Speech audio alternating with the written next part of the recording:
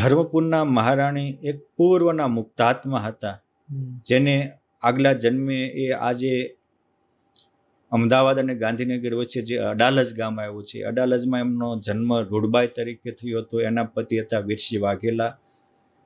યુદ્ધમાં એ કામ આવી ગયા, સ્વર્ગવાસી થયા, અને મુસલમાન દિલ્હીનો નવાબ એમાં મોહાંદ થયો અને એમને પરણવા તૈયાર થયો. ત્યારે કીધું કે મારે મારા પતિના મોક્ષાર્થે વાવ ગાળવીશ. એ વાવ આજની અડાલજની વાવ છે. પણ એમાં એને લખ્યું હતું કે મારી જીવતા તો મને કોઈ એવા મહાપુરુષ મળ્યા નહીં, પરંતુ ફ્યુચરમાં કોઈ ભગવાન કે મોટા સંત આવીને આમાં સ્નાન કરે ને મારું કલ્યાણ કરે એટલા માટે આ વાવ ગણાવેલી છે. મેં મારી કારકિર્દી માટે નથી કરી. આટલો લેખ લખાવી અને ઓલો નવાબ એમને મેરેજ કરવા આવ્યા ત્યારે એને એમ થઈ ગયું કે હાય હાય, હિન્દુ ધર્મ જાય ને મનખો હરામ થાય એ પહેલાં કુરબાની આપી દેવી ઉત્તમ છે. અને એ જ વાવમાં પડી અને એમને આત્મહત્યા કરી, અથવા તો એમ કહો ધર્મ રક્ષણ માટે પોતાનું બલિદાન આપ્યું. અને બલિદાનના ભોગે જ બીજા જન્મે ધર્મજમાં મહિરા રાજપૂતમાં એમનો જન્મ થયો. ધર્મપુરના સૂર્યવંશી રાજા સોમદેવ સાથે એમના લગ્ન થયા. અમુક સમયે યુદ્ધમાં સોમદેવ કામ આવી ગયા, એટલે પછી મહારાણીને પોતા ઉપર રાજ્યની જવાબદારી આવી. એમના પુત્ર રૂપદેવ હતા, એ રૂપદેવજીને ગાદીએ બેસાડ્યા. પણ બહુ પૂર્વના ભક્ત હતા, મોક્ષના ખપવાળા હતા. ડેઈલી એ કથા વાર્તા 3 કલાક કરતા હતા, સાધુ સંતોના પગ ધોઈને પાણી પીતા હતા. એમાં ભગવાન સ્વામિનારાયણ આ અડાલજની વાવે સ્નાન કરવા ગયા અને લેખ નિષ્કુળાનંદ સ્વામીએ વાંચ્યો અને ભગવાન એમ થયું ઓહો, બધા જ પરમહંસોને પાછા બોલાવી સ્નાન કરી વાવનું પાણી પીને સંકલ્પ કર્યો કે આ વાવ કરનારા બાઈનું કલ્યાણ થાય. એને કલ્યાણ માટે કરી હતી.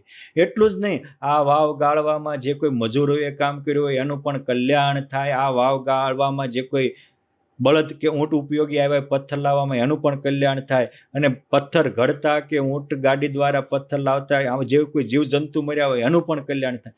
એક વ્યક્તિના સદભાવે અનંતના કલ્યાણના દ્વાર ખોલી દીધા. આ સદભાવની તાકાત છે. અને જેવો ભગવાન અહીંયા સંકલ્પ કર્યો એ જ વખતે ધર્મપુરમાં મહારાણી કુશળબાઈ 76 વર્ષની ઉંમરે ભાગવતજીની 108મી વાર ભાગવતની પારાયણ સાંભળતા. કારણ કે એમને નિયમ હતો રોજ એક પર કથા સાંભળવાનો. એટલે એને એના કથાવાચક ભટ્ટજી બ્રાહ્મણને કીધું, ભટડા તું કથા કરીને મરી જાય તો તારું કલ્યાણ ન થાય, ને હું સાંભળીને મરી જાવ તો મારું ન થાય.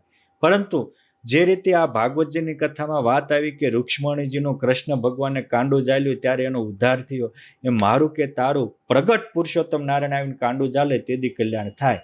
અને જેમ રૂક્ષ્મણીને ભગવાન ભેટ્યા એમાં આપણને પરમાત્મા ભેટે તેથી ઉદ્ધાર થાય. આ એને સંકલ્પ 108મી પારાયણ ક્યારે અહીં ભગવાને સંકલ્પ કર્યો ત્યાં એને ત્યાં સંકલ્પ થયો. અને એ સંકલ્પની પૂર્તિ માટે પરમ ચૈતન્યાનંદ સ્વામી ગયા. એમના દ્વારા એને ભગવાનને ગુણગાન સાંભળીને પ્રગટ પ્રભુનો નિશ્ચય થયો. ભગવાન સ્વામિનારાયણને ત્યાં બોલાવ્યા. વસંત પંચમીનો ભવ્ય ઉત્સવ કર્યો. માગવાનું કીધું કે મારા 700 ગામના લોકોનો બધાનો ઉદ્ધાર થાય એવું માગો. આ તમે જુઓ એને કેવો પરમાત્માનો નિશ્ચય થયો હશે. અને એ કુશળ કુંવરબાઈએ 700 ગામનું રજવાડું ભગવાનને અર્પણ કરવા તૈયાર થયા. ત્યારે ભગવાન કહે છે કે અમે રજવાડા કરવા નથી આવ્યા, અમે તો કરોડો આત્માને અક્ષરધામના અધિકારી બનાવવા આવ્યા છે. આ એમનું સમર્પણ પણ અભિનંદનને પાત્ર છે. અને આટલા સમર્પણને ઠોકરે મારનારા ભગવાન સ્વામિનારાયણને પણ લાખ લાખ ધન્યવાદ છે કે બાપ, પરમાત્માને પામવું હોય તો આ જગતમાં ન ફસાતા. જો બંધાશો તો ગંધાશો, અને જો મુક્ત રહેશો તો મોજું માણશો. આવી રીતે કુશળ કુંવરબાઈનો પણ આખો ઇતિહાસ છે. ભગવાન સ્વામિનારાયણ ત્યાંથી નીકળ્યા અને એના 15મા દિવસે મહારાણી કુશળ કુંવરબાઈ આ અનંત મુક્તો સાથે પુરુષોત્તમ નારાયણ તેડવા આવ્યા છે એમ કહી બોલી ડંકો વગાડીને પરમાત્માના ધામને પામ્યા હતા. આજે પણ ત્યાં સ્વર્ગરોહિણી નદી છે અને નદીમાં કુશળ કુંવરબાઈની સ્મૃતિ મંદિર છે. એમના પતિ સોમદેવજી, સોમેશ્વર દેવજી, એમના દીકરા રૂપદેવજી અને એનો દીકરો વિજયદેવ ભગવાન સ્વામિનારાયણ, એ બધાની સ્મૃતિઓ પણ ત્યાં મૂકેલી છે અને એમાં ડેટ પણ લખેલી છે.